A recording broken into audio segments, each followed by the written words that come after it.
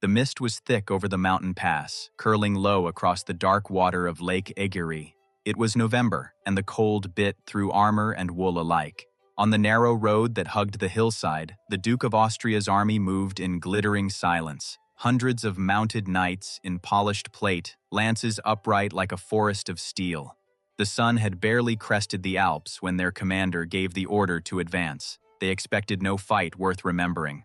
Ahead of them waited only Swiss peasants, untrained herdsmen and farmers who had dared to rebel. But the Swiss were waiting. Up above, hidden behind a crude wooden barricade of felled trees, the men of Schwyz crouched with pikes twice the height of a man. They had no banners, no shining armor, only leather jerkins, rough boots, and the hard calm of those defending their homes. Beside them stood Ulrich of Winkelried, a farmer's son turned captain who had helped choose this killing ground, a narrow slope hemmed in by cliffs on one side and lake on the other. The knights could not fan out or maneuver. Their power would die in the bottleneck. The Swiss had studied their enemies. They knew the knights' charge was a weapon of fear, unstoppable on open plains, but useless where horses could not build speed. Here, the mountain would break the charge before their pikes ever did.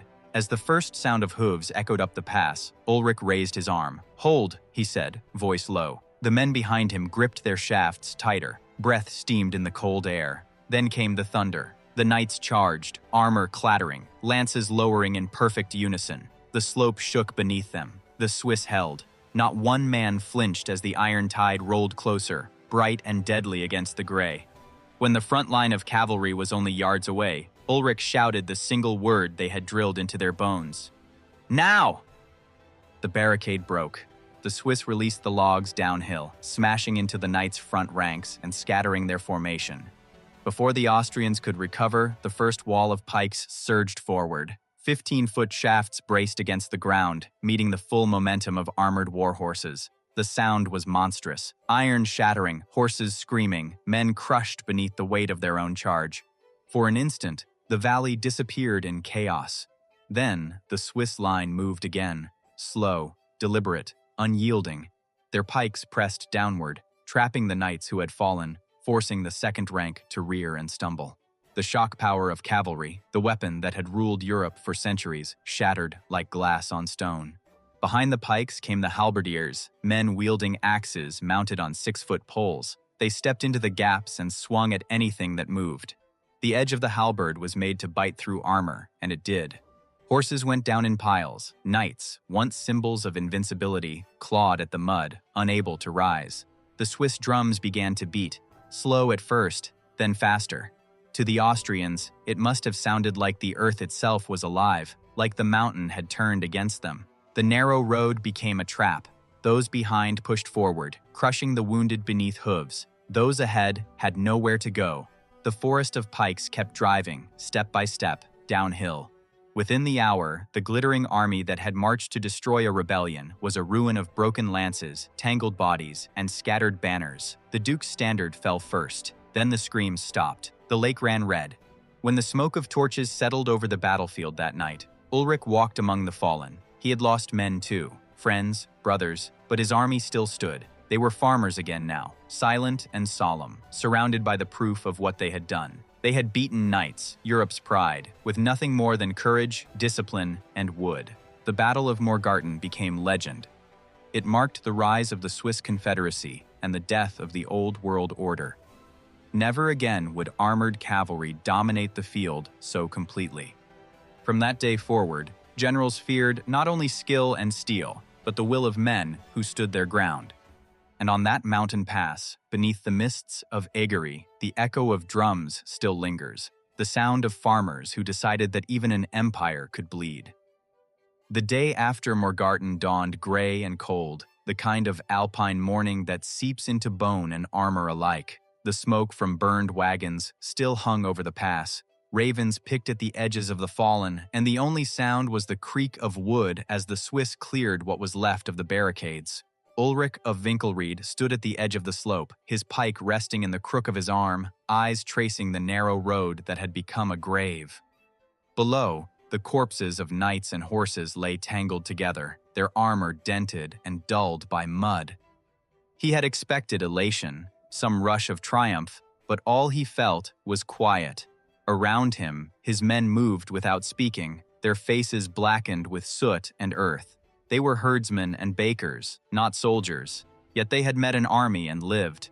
For generations they had paid tribute to distant rulers, bending to foreign lords whose power came from shining armor and foreign coin. Yesterday had ended that. Behind Ulrich, the men of Schwyz and Uri gathered around a fire. They spoke in low voices about the fight, about how the first charge had sounded like thunder, how their arms had gone numb when the pikes struck, how they had kept pushing even when they could no longer hear orders. One farmer, Hans, still carried the notch of a broken lance in his shoulder. He stared into the flames and said, "They thought we would run." Ulrich looked down the slope again. "They always think that," he said. A younger man, barely more than a boy, approached, carrying a broken Austrian banner. The silk was torn, the golden eagle smeared with blood and ash. "What do we do with it?"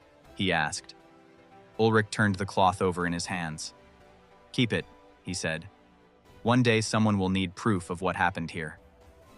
By mid-morning, the survivors began the work of burying their dead. The ground was too frozen to dig deep, so they built cairns of stone over the bodies. They said prayers not as soldiers, but as neighbors. When they reached the Austrian dead, they left them where they lay. It was not cruelty, only exhaustion. The mountain would take them soon enough. Word of the victory spread faster than the wind down the valleys. By the time the Swiss returned to their villages, the bells of Schwyz were ringing. Farmers abandoned their plows to meet them at the gates. Wives and children crowded the roads, faces streaked with tears and soot. They carried bread and salt, the symbols of welcome, and pressed them into the soldiers' hands as though to make sure they were real. Ulrich said little. He walked through the crowd, nodding at familiar faces. Every man who had stood on that slope knew that what they had done would not end with a single battle. They had humiliated a duke. The empire would come again, larger, angrier, but something had changed forever. A few weeks later, in a low hall lit by tallow candles, the leaders of Schwyz, Uri, and Unterwalden met to renew their oath. They spoke not of conquest, but of defense, that no foreign lord would ever again command them, that they would stand together, each valley bound to the next by promise and blood. Ulrich placed his hand on the rough wooden table. "We have learned," he said, "that freedom is not given. It's held." Outside, snow began to fall over the mountains, soft and silent. Beneath it lay the pass where knights had once thundered and died. The road would reopen by spring, and travelers would pass without knowing what had happened there. But the people of the valleys remembered. Every year, when the mist rose over Lake Egerie, they gathered to beat their drums, not for war, but for remembrance. Generations later, when foreign armies again crossed the Alps, they found the same walls of pikes waiting for them. The Swiss no longer fought as farmers defending their homes, but as professionals hired by kings who had learned to fear the precision of mountain men. Yet even as their fame grew, the story of Morgarten remained the foundation. The day when shepherds discovered they could break steel with wood, when unity proved deadlier than armor. Travelers who visit the pass say the wind there sounds different from anywhere else in Switzerland. It whistles between the rocks like the echo of long-vanished horns. Some claim that, in the right light, the shadows on the ridge still form a line of men holding pikes, steady against an unseen charge. Morgarten was not the largest battle of its time, nor the bloodiest, but it was the moment Europe began to change. The age of knights was ending, and the age of disciplined footmen, of armies built from citizens rather than nobles, was beginning.